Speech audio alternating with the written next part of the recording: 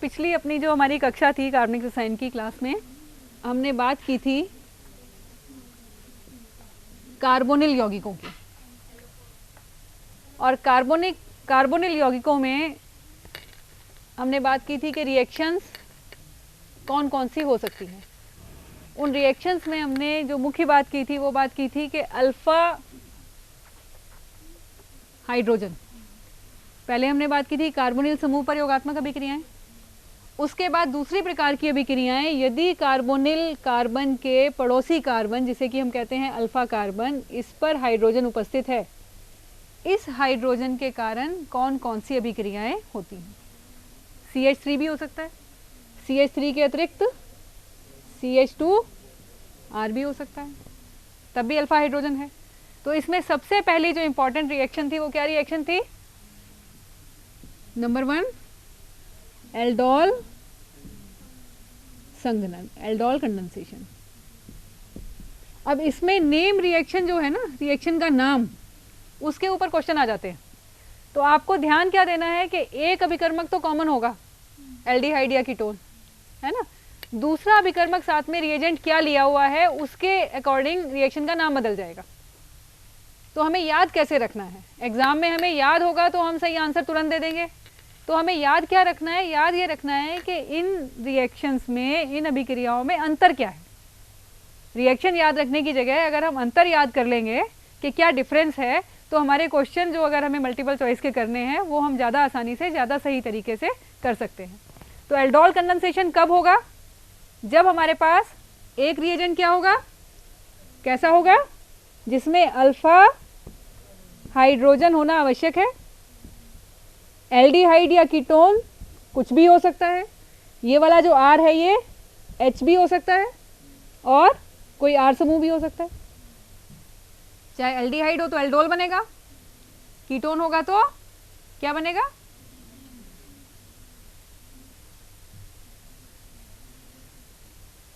Aldehyde होगा तो aldol बनेगा और कीटोन होगा तो कीटोल बनेगा। ऑल, है ना, ऑल की बात हुई थी। एल्डोल एल्डिहाइड समूह होगा और एल्कोहलिक समूह होगा। कीटोल में एक कीटोन समूह होगा और एक। तो अब आपके पास, यदि आपके पास रिएजेंट ये है और इसके अलावा क्या लिखा हुआ है यहाँ पर? बेस, क्षार। क्षार का मतलब सोडियम हाइड्रोक्साइड भी हो सकता है, पोटेशियम हाइड्रोक्साइड भी हो सकता है, यहाँ तक कि पोटेशियम बाइकार्बोनेट भी हो सकता है। पोटेशियम बाइकार्बोनेट भी हो सकता है। यदि इनमें से कोई रिएजेंट है और इस तरह का रिएक्टेंट है तो रिएक्शन क्या होगी?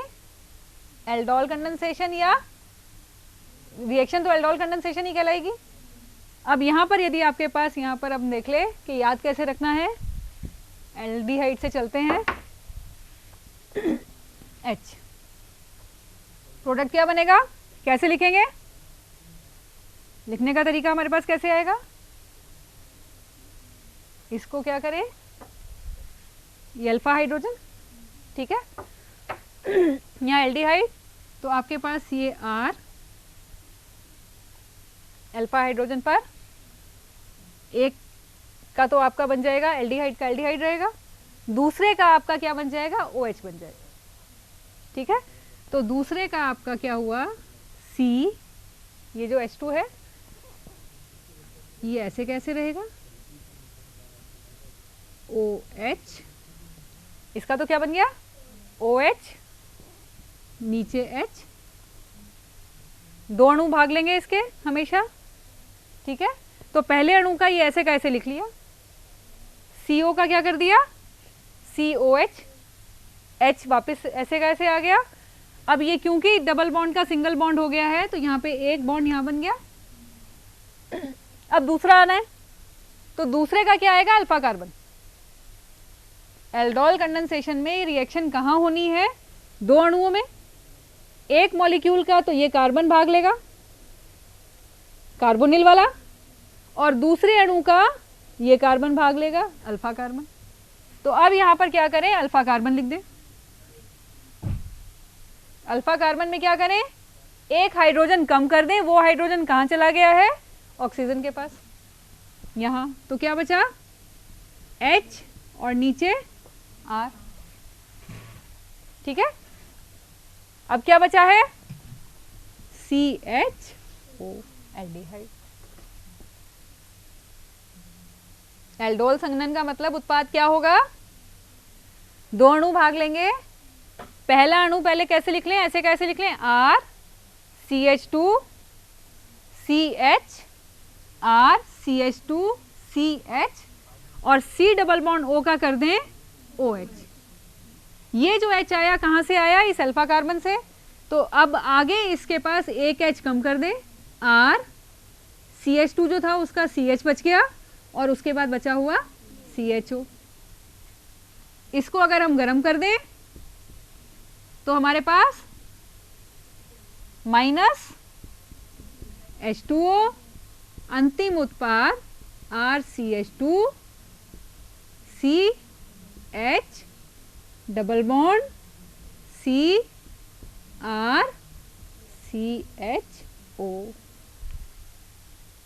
ठीक है, अगर हमारे पास रिएक्शन में कोई एल्डिहाइड है या कीटोन है जिसमें कि अल्फा कार्बन पर हाइड्रोजन है और कोई रिएजेंट नहीं है, केवल क्षार दिया हुआ है, तो रिएक्शन एल्डोल संघनन की होगी और ये उत्पाद बनेगा। पहली रिएक्शन ये हो गई। दूसरी रिएक्शन हमने कहा था, कौन सी रिएक्शन? Cross aldol. दूसरी रिएक्शन क्या थी? Cross aldol. और क्रॉस एल्डोल में हमने क्या कहा था? क्रॉस एल्डोल में क्या कहा था कि ये जो दो अणु हैं, इन दोनों में ये R समूह अलग अलग हो सकता है। मान लिया एक है CH3 CHO, R की जगह क्या आ गया? H।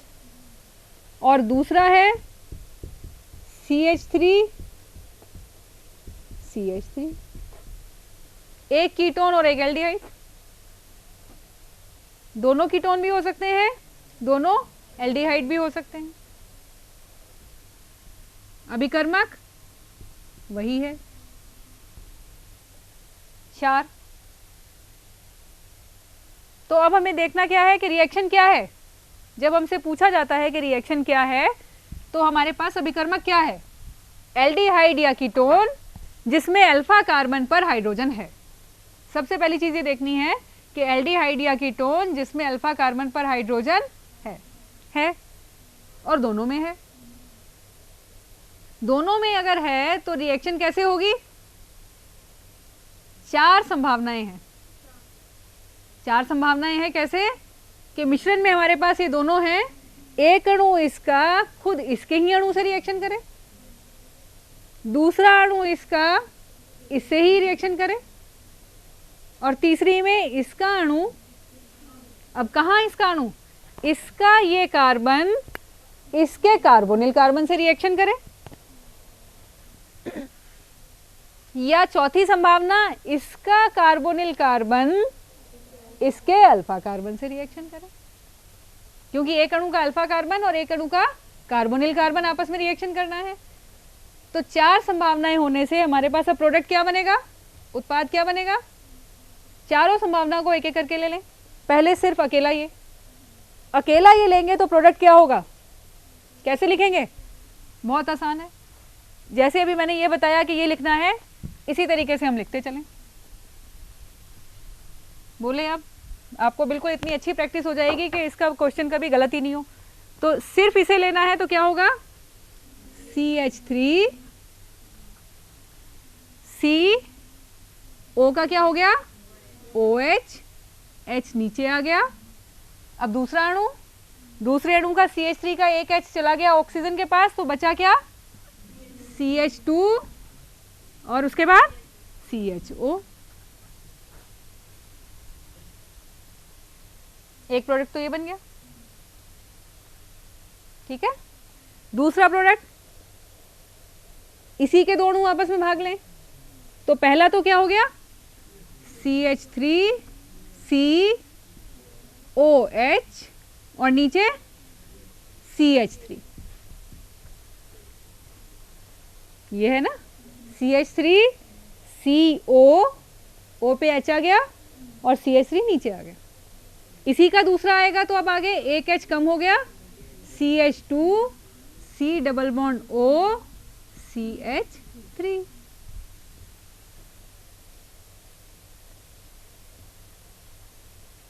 उसके बाद तीसरा, इसका तो हम ले मान लें कार्बोनिल कार्बन और इसका लें अल्फा कार्बन। तो इसका जब कार्बोनिल कार्बन लेंगे तो कैसे बनेगा, CH3COH, नीचे H, यहाँ पर CH2C double bond O CH3। ठीक है। और चौथा उत्पाद कैसे बनेगा, अब यहां से शुरू करना पड़ेगा। ठीक है, तो यहां से हम शुरू करेंगे। अब CH3COH, नीचे CH3CH2CHO, क्योंकि अब ये वाला आ रहा है। तो इन दो की रिएक्शन करते हैं तो हमें इन चारों उत्पादों का मिश्रण प्राप्त होगा। और मल्टीपल चॉइस में इसी तरह के क्वेश्चन आएंगे कि उत्पाद क्या है ना। थोड़ा बहुत अंतर कर देंगे अगर, तो आपको ये पता होना चाहिए कि जो भी प्रोडक्ट बन रहा है वो क्या इन दोनों से बन रहा है या नहीं बन रहा। तो ये पहली रिएक्शन हो गई एल्डोल संघनन, दूसरी हो गई क्रॉस एल्डोल संघनन। फिर उसके बाद हमने ये कहा था कि अगर कोई एल्डिहाइड या कीटोन ऐसा है जिसमें अल्फा कार्बन पर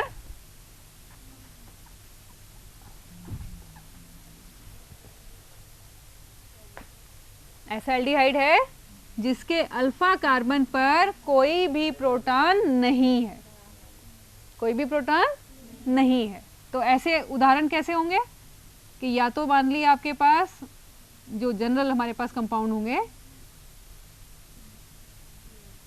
ये कंपाउंड आता है, या आपके पास HCHO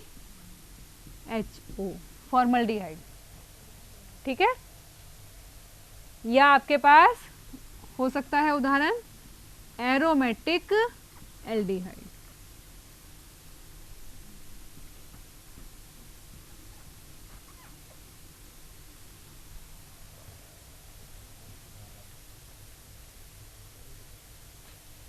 ये इस प्रकार के एल्डिहाइड हैं जिसके अल्फा कार्बन पर प्रोटॉन नहीं है।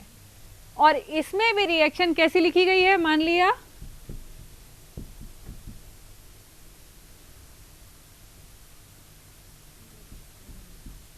KOH या NaOH, दोनों में से कुछ भी हो सकता है।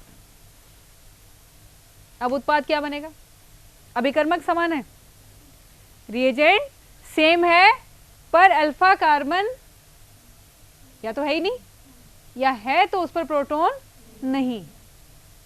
ऐसी स्थिति में हमारे पास अभिक्रिया का नाम है, क्या नाम था, कैनिज़ारो।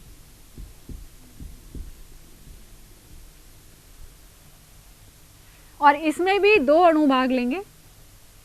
हो सकता है जब आपको क्वेश्चन आए कभी एग्जाम में तो ये दो ना लिखा हुआ हो, ना भी लिखा हो तो भी आपको प्रोडक्ट अकेला अणु ऐसे नहीं मानेंगे कि एक ही अणु में रिएक्शन कैसे होगी। जब हम वास्तविक में रिएक्शन करते हैं, हम फ्लास्क में कोई कंपाउंड लेते हैं तो एक अकेला मॉलिक्यूल थोड़ी ले सकते हैं, वहाँ तो बहुत सारे मॉलिक्यूल हैं, तो दो तो ऑटोमेटिकली मिल जाएंगे।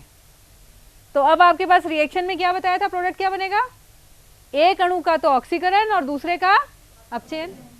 कैनिज़ारो अभिक्रिया क्या है, सेल्फ ऑक्सीडेशन रिडक्शन। तो एक का ऑक्सीकरण क्या होगा, एसिड, ऑक्सीकरण का मतलब HCOOH, पर क्योंकि हमारे पास पोटेशियम हाइड्रोक्साइड है तो यहां पर हम लिख देंगे O माइनस K प्लस, क्योंकि कार्बोक्सिलिक अम्ल क्षार की उपस्थिति में लवण बनाते हैं, तो कार्बोक्सिलिक अम्ल बन तो रहा है, पर क्योंकि हमारे पास क्षार की उपस्थिति है तो वो लवण के रूप में आ जाएगा। और दूसरे अणु का अपचयन, अपचयन का मतलब हाइड्रोजनीकरण, CH2O है, क्या बन जाएगा CH3OH। इस रिएक्शन में ज्यादातर एग्जाम्पल आपके पास क्या आएंगे, फॉर्मल्डिहाइड या बेंजल्डिहाइड। बेंजल्डिहाइड होगा तो क्या करेंगे, बेंजीन का पीएच या C6H5 दोनों में से कुछ भी लिखा हो सकता है। एक का तो हो गया कार्बोक्सिलिक अम्ल और दूसरे का बन गया पीएच CH2OH।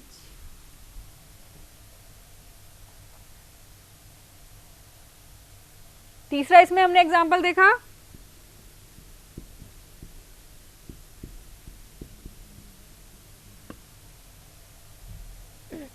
ग्लाइऑक्सल, कंपाउंड का नाम क्या है, ग्लाइऑक्सल।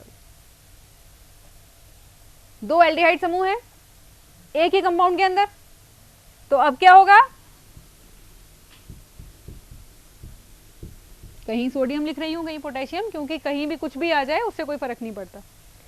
अब इसमें एक का तो ऑक्सीडेशन, दूसरे का रिडक्शन, तो क्या बन जाएगा ऊपर COO माइनस Na+ और नीचे वाले का CH2OH।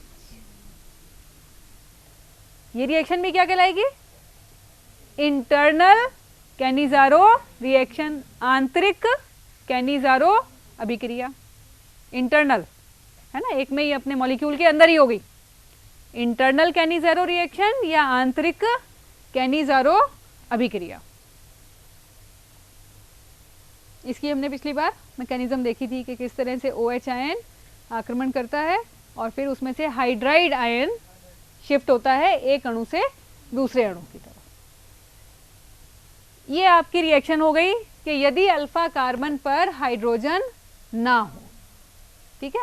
अब उसके बाद एक और बात हमने कही थी कि यदि अल्फा कार्बन पर हाइड्रोजन ना हो,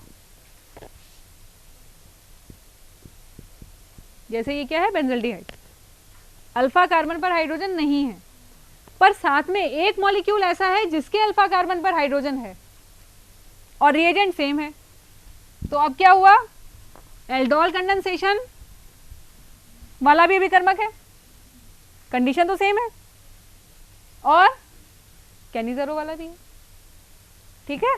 तो क्या होगा, एल्डोल संघनन हो जाएगा क्योंकि एक मॉलिक्यूल के पास अल्फा कार्बन है, ठीक है। जब है तो क्या होगा,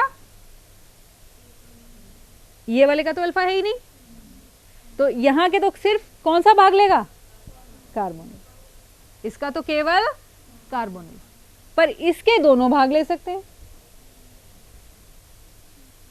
ठीक है। तो क्या रिएक्शन होगी, इसके अगर पूछा जाए कि प्रोडक्ट क्या बनेंगे तो आप क्या लिखेंगे, इसका केवल कार्बोनिल है तो एक प्रोडक्ट तो बन जाएगा C6H5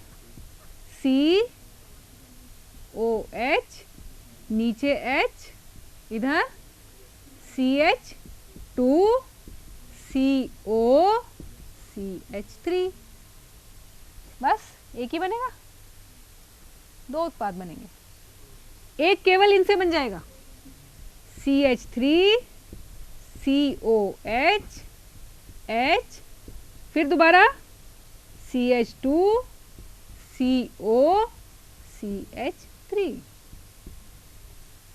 यदि इन दोनों की रिएक्शन होती है तो हमारे पास दो उत्पादों का मिश्रण बनेगा, क्योंकि ये स्वयं से तो रिएक्शन कर ही सकता है और ये इससे भी रिएक्शन कर सकता है, ये ना तो स्वयं से रिएक्शन कर सकता है और ना इसका अल्फा कार्बन इससे रिएक्शन कर सकता है, तो दो कम हो गए। क्रॉस एल्डोल है, क्रॉस एल्डोल में वैसे 4 बनने थे, इसमें केवल 2 रह गए, ठीक है। अब इसके बाद में यहां पर जो हमने कैनिजारो रिएक्शन पढ़ी, इस कैनिजारो रिएक्शन में भी मिक्स्ड कैनिजारो हो सकती है, हमने कहा था मिश्रण, है ना, मिश्रित। कैसे कि दो का मिक्सचर ले लें, ऐसे दो एल्डिहाइड जिनमें दोनों के ही पास अल्फा कार्बन पर हाइड्रोजन नहीं है, तो एल्डोल संघनन तो होगा नहीं क्योंकि अल्फा कार्बन पर हाइड्रोजन है ही नहीं। रिएक्शन होगी क्या नहीं ज़ेरो, एक का ऑक्सीकरण एक का अपचयन।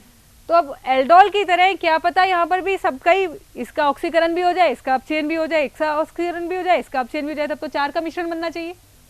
परंतु हमने कहा था, याद रखने का जो बिंदु था वो क्या था कि यदि फॉर्मल्डिहाइड है दो में से एक, तो क्या होगा, अम्ल हमेशा फॉर्मल्डिहाइड का बनेगा, ऑक्सीकरण फॉर्मल्डिहाइड का होगा, और अपचयन किसका होगा, जो दूसरा एल्डिहाइड है उसका। तो केवल दो का मिश्रण बनेगा। यदि एक फॉर्मल्डिहाइड हो तो क्या होगा, फॉर्मल्डिहाइड का तो ऑक्सीकरण होगा और दूसरे का अपचयन होगा। इसके बाद इसी तरह की मिलती जुलती रिएक्शन क्रॉस में, फिर वो दोनों का आपस में कौन ज़्यादा एक्टिव है उसके हिसाब से फिर 4 का मिक्सचर बन जाएगा, क्योंकि ऐसे बहुत कम एल्डिहाइड होंगे जिनके अल्फा कार्बन पर हाइड्रोजन ना हो। तो 3 एग्जाम्पल तो जैसे मैंने बताई दिए जो ज़्यादा कॉमन यूज होते हैं, उसके अलावा और भी हो सकते हैं लेकिन ऐसे उदाहरण काफ़ी कम होंगे। एक फॉर्मल्डिहाइड तो एक रिएक्टिव यौगिक है ही, तो बहुत सारी रिएक्शन में उसको यूज़ करते हैं, तो इसीलिए फॉर्मल्डिहाइड, बेंजल्डिहाइड हो गया, फॉर्मल्डिहाइड हो गया। और बाकी उसके अलावा क्या हुए, बेंजल्डिहाइड में ही बेंजीन रिंग में कोई और हम प्रतिस्थापी लगा दें, जैसे ये CHO है ना, बेंजल्डिहाइड है। अब बाकी क्या होंगे, यहाँ पर हम कुछ लगा दें, R लगा दें, NO2 लगा दें, क्लोरीन लगा दें, कुछ भी लगा दें, तो इस तरह के कंपाउंड कैसे होंगे, बहुत कम होंगे। ठीक है, ये रिएक्शन हो गई आपकी, कौन सी रिएक्शन, मिश्रित कैनिज़ेरो रिएक्शन है ना, या क्रॉस कैनिज़ेरो रिएक्शन।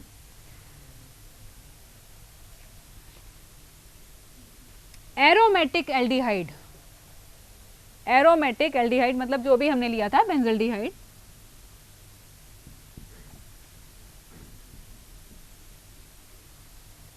अब इसके साथ एरोमेटिक एल्डिहाइड के साथ क्या किया,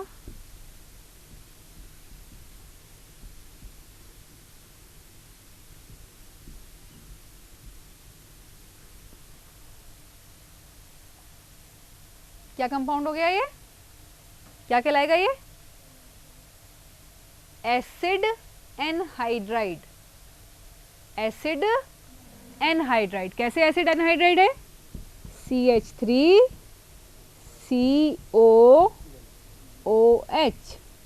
एसिड है, कार्बोक्सिलिक अम्ल, 2 मॉलिक्यूल ले लिए, CH3COOH, ठीक है, और इसमें से एनहाइड्राइड,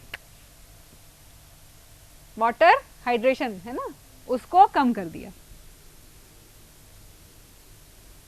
H2O जल निकल गया इसमें से। यदि इसमें से जल निकल गया तो हमारे पास क्रियात्मक समूह बन गया एनहाइड्राइड, जो कार्बोक्सिलिक अम्ल के व्युत्पन्न हम नेक्स्ट चैप्टर पढ़ेंगे, कार्बोक्सिलिक अम्ल और अम्ल के व्युत्पन्न, तो उसमें अमाइड भी आएगा, एसिड क्लोराइड भी आएगा, साथ में हमारे पास क्या आएगा, एसिड एनहाइड्राइड। तो एनहाइड्राइड को हम कैसे लिख सकते हैं, या तो हम इस तरह से लिख सकते हैं CH3CO, ये बीच में O, CH3COO, ऐसे भी लिख सकते हैं। इसको और छोटा करके कैसे लिख दिया है, CH3CO, क्योंकि 2 हैं तो CH3CO को हमने ब्रैकेट में कोष्टक में 2 लिख दिया, ऑक्सीजन को बाहर लिख दिया।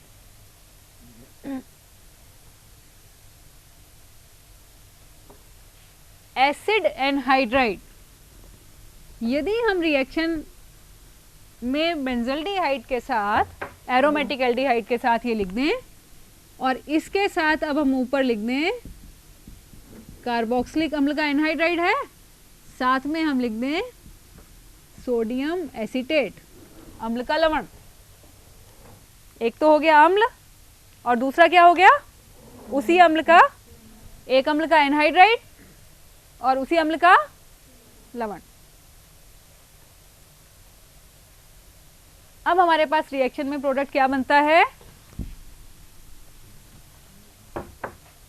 इसका CH2 रिएक्ट करता है एल्डोल कंडेंसेशन की तरह, ठीक है। तो क्या बनेगा, C6H5 है ना, छोटा करके लिख दें इसको, C6H5, COH H CH2 COOH, और ये जो CH2 है इसमें से वाटर निकल जाएगा, अंतिम उत्पाद बनेगा C6H5 CH double bond CH COOH, cinnamic अम्ल या असंतृप्त अम्ल।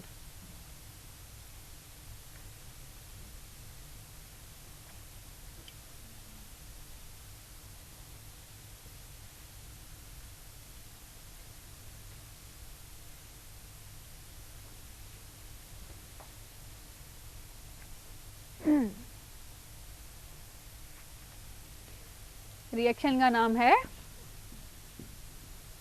परकिन अभिक्रिया।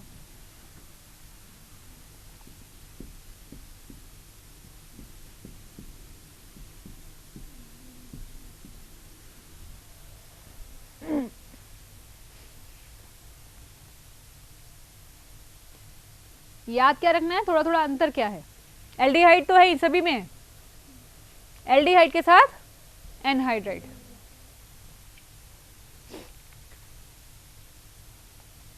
ये रिएक्शन होती है केवल एरोमेटिक में,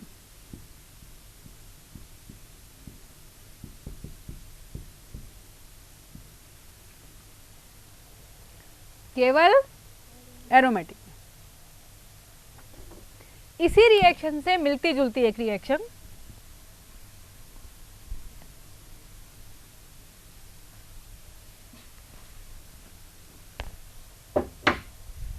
जो एलिफेटिक और एरोमेटिक दोनों से होती है,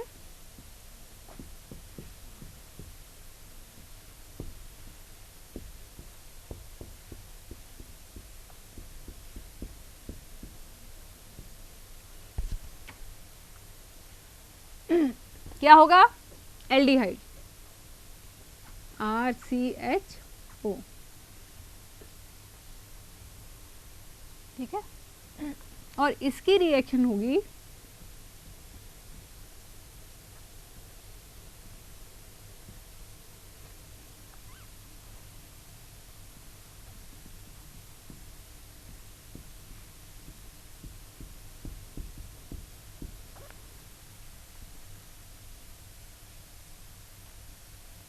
ये भी क्रमांक बदल गया है, वहां क्या था, एनहाइड्राइड, ये एनहाइड्राइड नहीं है, क्या है, CH2 समूह दोनों ओर एस्टर है, इसमें एस्टर है ना, CH2 समूह के दोनों ओर कार्बोनिल है। कार्बोनिल कैसा होता है, इलेक्ट्रॉन विड्रॉइंग, इसको कहते हैं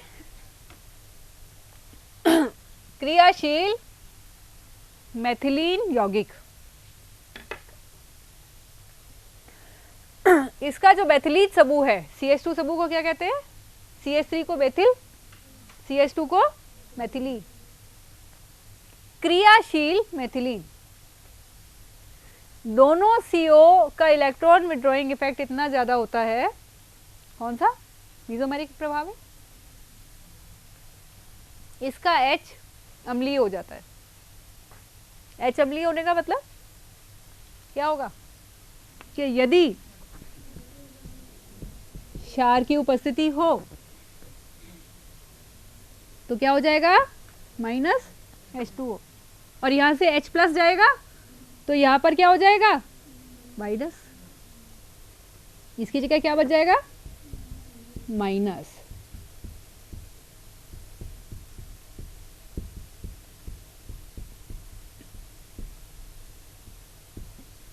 ये बन जाएगा ना, एक H कहाँ चला गया इसके साथ।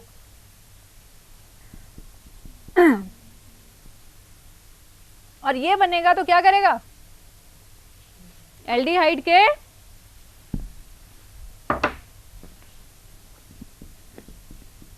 कार्बन पर डेल्टा धनावेश है तो क्या करेगा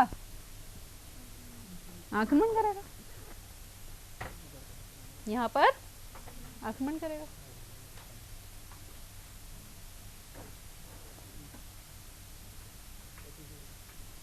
आपके पास R C, ये OH ऊपर हो जाएगा, H नीचे, और यहाँ पर क्या आ गया ये वाला C,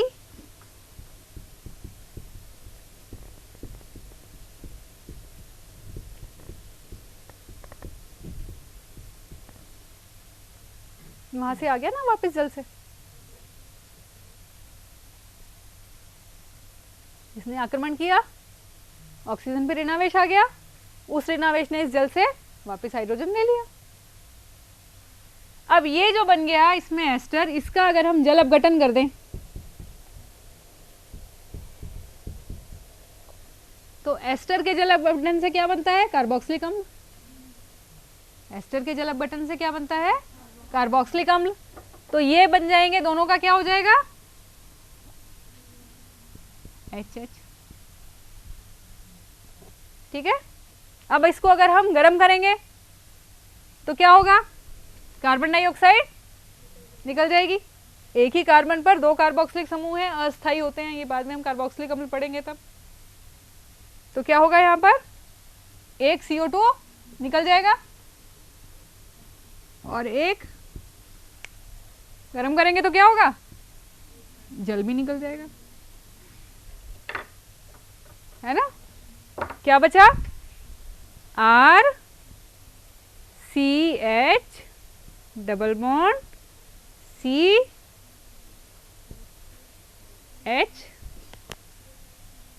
ये वाला H है ना, COOH। अब देखिए प्रोडक्ट बोर ये सेम है ना, एक जैसा। अंतर क्या है,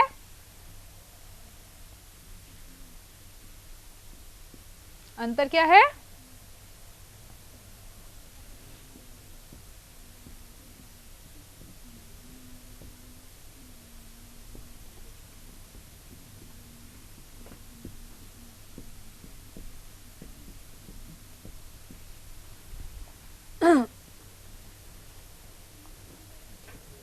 वो रिएक्शन केवल एरोमेटिक एल्डिहाइड में होती है, पर्किन रिएक्शन, ये एरोमेटिक व एलिफेटिक दोनों में होती है। उस रिएक्शन में जब एसिड एनहाइड्राइड का प्रयोग करते हैं और इस रिएक्शन में हम सक्रिय मेथिलीन यौगिक का प्रयोग करते हैं, उत्पाद दोनों में ही हमें असंतृप्त कार्बोक्सिलिक अम्ल बनता है।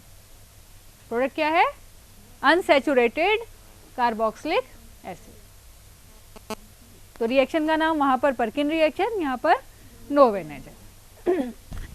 तो ये 4-5 रिएक्शन है जो मिलती जुलती हैं, आपस में क्या है मिलती जुलती हैं, और इन पे यदि क्वेश्चन आता है तो हम हर रिएक्शन को नए सिरे से याद करें, उसकी बजाय हम ये याद कर लेंगे इनमें अंतर क्या है, रिएक्शन का नाम क्या है, रिएजेंट क्या है, प्रोडक्ट क्या बनेगा। अगर कुछ भी नहीं है केवल क्षार है तो रिएक्शन या कैनिज़ारो रिएक्शन होगी या एल्डोल संघनन होगी। यदि एल्डिहाइड के साथ एक और रिएक्टेंट दे रखा है तो रिएक्टेंट क्या है, यदि एनहाइड्राइड है तो रिएक्शन पर्किन रिएक्शन हो गई, एरोमेटिक में होगी केवल। अगर एलिफेटिक दिया होगा तो वो रिएक्शन नहीं होगी। तो अगर क्वेश्चन ऐसे आ जाए कि कौन सी अभिक्रिया होगी, अगर वहाँ एलिफेटिक दे दिया तो वो रिएक्शन नहीं होगी। है ना। अगर आपको कहीं कोई इस तरह की रिएक्शन पूछी जाती है तो कहाँ हो रही है कहाँ नहीं हो रही है, वो हमें कंपैरिजन में हम उसको याद कर सकते हैं। हेलो फार्म अभिक्रिया, ये जितनी रिएक्शन है ऑर्गेनिक की, अगर आप रटने की कोशिश करेंगे तो भूल जाएंगे, है ना। समझ के करेंगे, हम बार बार करेंगे, जितने एक से ज़्यादा उदाहरण करेंगे तो सब चीज़ें याद हो जाएंगी क्या बनेगा। वेल्डॉल कंडेंसेशन आप 2-3-4 बार उसको देख लेंगे उदाहरण वापस से, तो वो कभी गलती हो ही नहीं सकता। आपको मालूम है कि कहाँ कार्बन पर OH आना है और कहाँ का कार्बन CH2 की तरह से जुड़ना है, तो उसका क्वेश्चन आपको हमेशा सही होगा। हेलो फॉर्म रिएक्शन के अंदर हमने क्या बोला कि उन यौगिकों में, कंपाउंड्स में होगी जिनमें कौन सा समूह होगा, COCH3। यहां पर कुछ भी हो सकता है।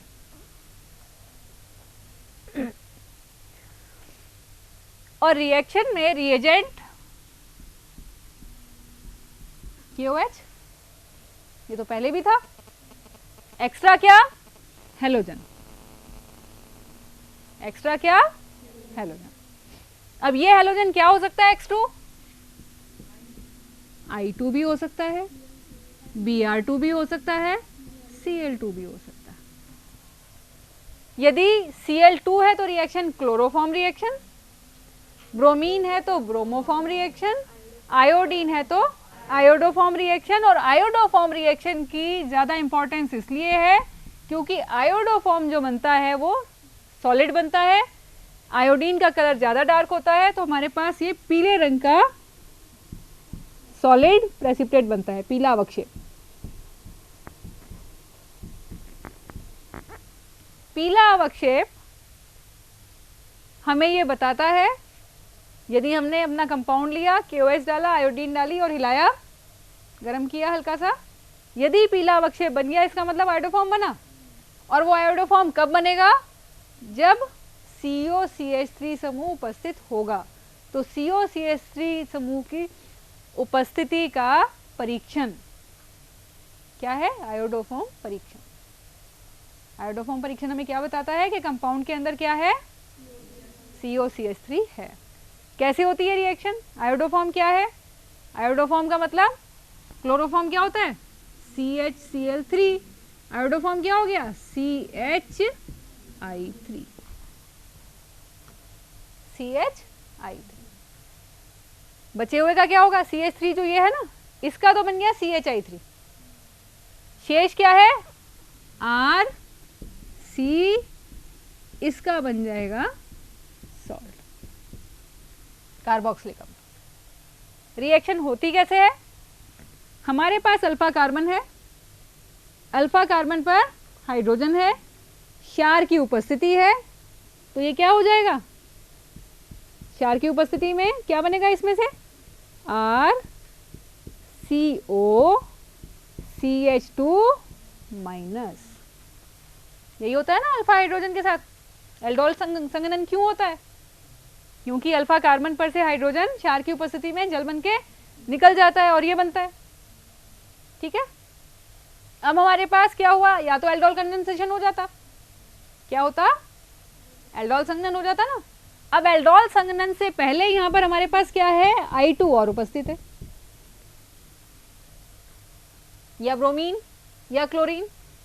तो एल्डोल संघनन की बजाय हमारे पास ही जो हमारे पास एक और मॉलिक्यूल है, इसमें से I+ इसके पास आ जाएगा, I- निकल जाएगा, RCOCH2I, क्योंकि ये माइनस था तो इसमें से क्या आ गया, प्लस का भाग तो यहाँ आ गया, प्लस I-।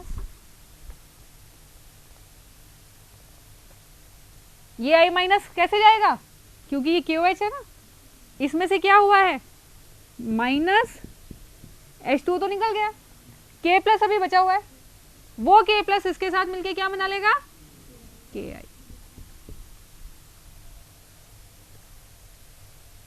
K+ और I- मिलके क्या बना लेंगे, Ki। ये बन गया। अभी भी इसमें अल्फा कार्बन के पास एक और हाइड्रोजन है, तो ये रिएक्शन एक बार और होगी, रिएक्शन क्या होगी, रिपीट हो जाएगी, और रिपीट होकर इसकी जगह हमारे पास क्या बनेगा, RCOCHI2।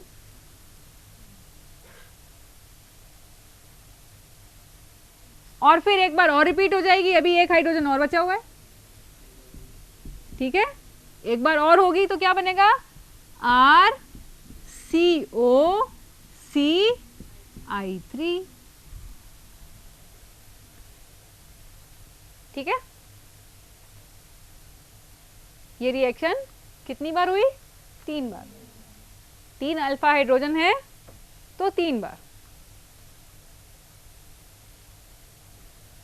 क्योंकि ये आयोडीन या क्लोरीन या ब्रोमीन क्या है, विद्युत ऋणी, इलेक्ट्रॉन को अपनी ओर आकर्षित करते हैं, तो इस अल्फा हाइड्रोजन को जो प्रोटॉन के रूप में जाना था उसको और आसानी से जाने देते, है ना, जो CH3 में जा रहा था, कैसे जा रहा था, H+ के रूप में, तो अब ये आयोडीन क्या करेगा, और आसानी से जाने देगा।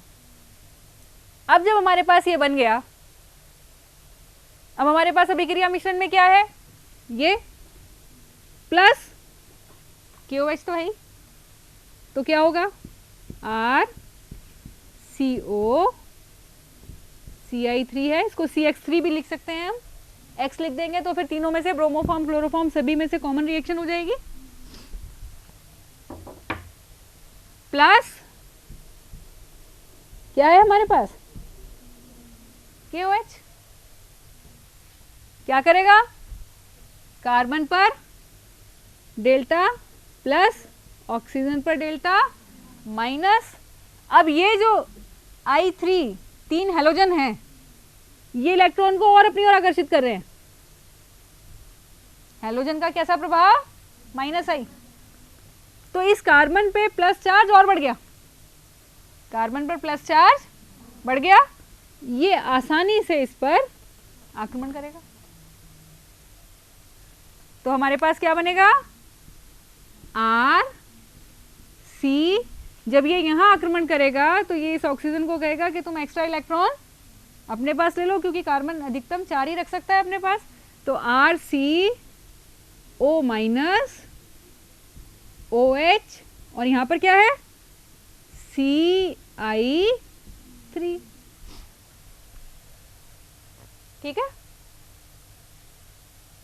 और अब यहां पर जो हमारे पास ये बन गया, अब ये माइनस है, ये कह रहा है क्या करें इसको, क्या क्या पॉसिबिलिटी है, या तो H+ को ले ले, H+ को लेगा तो डायोल बन जाएगा एक ही कार्बन पर 2 OH, वो तो स्थायी होता नहीं है ना, या क्या करे, ये वापस कहे कार्बन को कि भाई मैं बहुत देर तक नहीं रख सकता इस एक्स्ट्रा इलेक्ट्रॉन को, तुम तो वापस डबल बॉन्ड बनाओ मेरे साथ।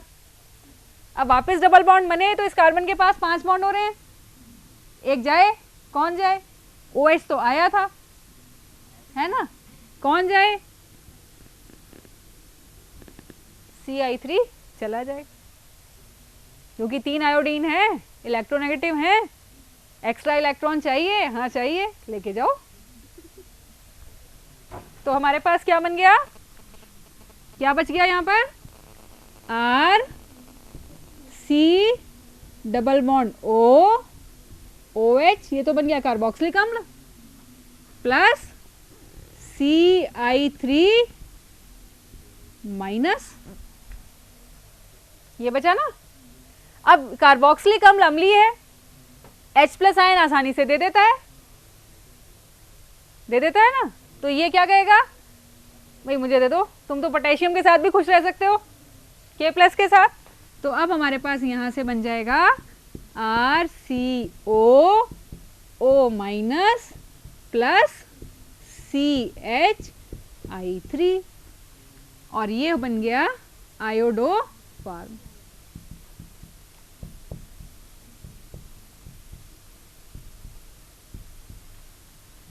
ये आपकी हेलोफॉर्म रिएक्शन हो गई, है ना।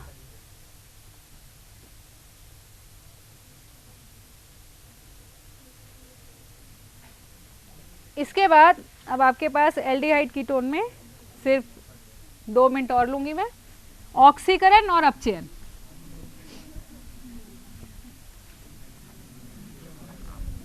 क्या हुआ?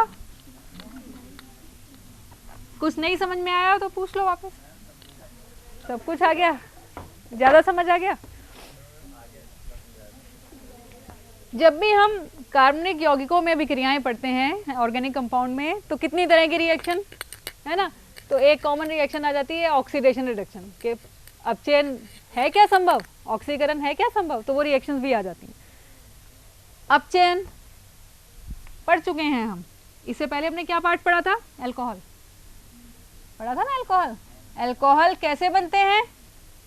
कार्बोनिल समूह के अपचयन से बनते हैं। रिएक्शन रिपीट हो गई। रिएजेंट क्या ले सकते हैं? निकल उत्प्रेरक के ऊपर हाइड्रोजन गैस, प्लेटिनम धातु के साथ हाइड्रोजन गैस, क्या बन जाएगा? OH और यहां पर H। अगर ये एल्डिहाइड है तो हमारे पास बन जाएगा, क्या बनेगा? Primary alcohol.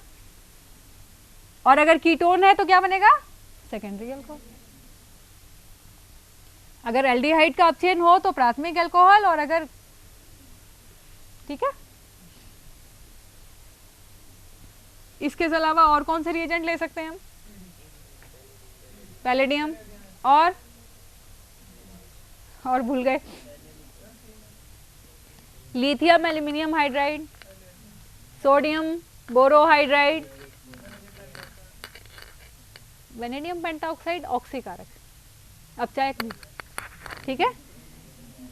तो आप लिथियम एल्यूमिनियम हाइड्राइड या सोडियम बोरोहाइड्राइड NaBH4 भी ले सकते हैं। एक दूसरा हमने अपचयन और पढ़ा था कार्बोनिल का, एल्केन पढ़ते समय, एल्डिहाइड या कीटोन,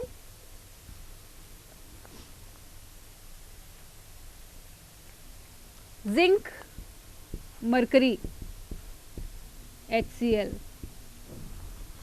कौन सा अपचयन? क्लीमेंसन अपचयन। क्या बनेगा? R, ये चला जाएगा CH2 और ये H है तो ये CH3 बन गया। अगर यहां पर क्या होता, एक और R होता तो यहां पर R, एल्केन बन गया। क्लीमेंसन अपचयन पढ़े हुआ, वही रिएक्शन रिपीट हो रही है। इसके अलावा एक और अपचयन आता है, इसमें तो हो गया हमारा क्लीमेंसन। क्लीमेंसन, यदि हम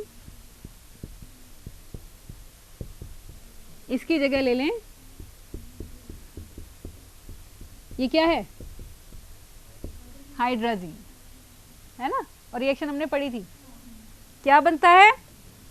R, ये जो CO है यहां से वाटर निकल जाएगा, है ना, ये R double bond N NH2, ये बनेगा। अमोनिया व्युत्पन्न की अभिक्रिया जो हमने पढ़ी थी उसमें पढ़ा था, कार्बोनिल में ही है ना, हाइड्राजीन। इसमें पहला स्टेप तो ये हो गया, एक स्टेप इसमें और बढ़ा दिया, जल अपघटन, H2O H+, या अपघटन जो है इसमें क्षारीय माध्यम में करते हैं। H2O है ना, ये जल, और OH-, क्या होगा? ये बॉन्ड टूट जाएगा और वापस से यहां पर हमारे पास एल्केन की प्राप्ति होगी, RCH2R। क्लीमेंसन और ये एक जैसा उत्पाद बन रहा है, इसका नाम है रिएक्शन का वुल्फ किश्नर अपचयन।